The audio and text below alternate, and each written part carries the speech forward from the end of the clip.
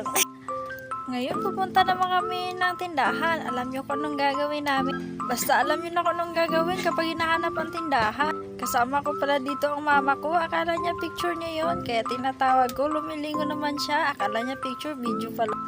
Araw pala to ng hapon, kaya ang sarap sa pakiramdam pag maglalakad-lakad ka, lalong-lalo na walang tao dito. Meron pa ng tao, kami lang, tingnan nyo, diba napaka-peaceful naman dito, kaya kayo po pag nandito din kayo, talagang mag-i-enjoy din kayo.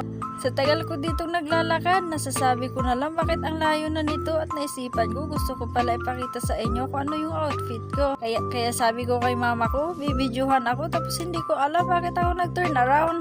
Wala naman sana tugtog pero gusto ko lang. Parang naisip ko kasi na parang masarap mag-tiktok kasi may tao na nakatitigsak. Tapos kidding aside pala mga pare, malayo nang nilalakbay namin tapos hindi pa namin nahanap yung tindahan. Gabing-gabi na ito.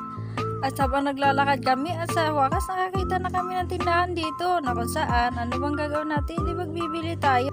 Nagpaputukapi pala kami dito mga kapare kung saan meron kailangan kasi ang mama ko ng papilis. Kaya sinasamahan ko dito. Alam nyo ba kung bakit? Ang tagal-tagal naman matapos. Tapos ako nilalamok na dito.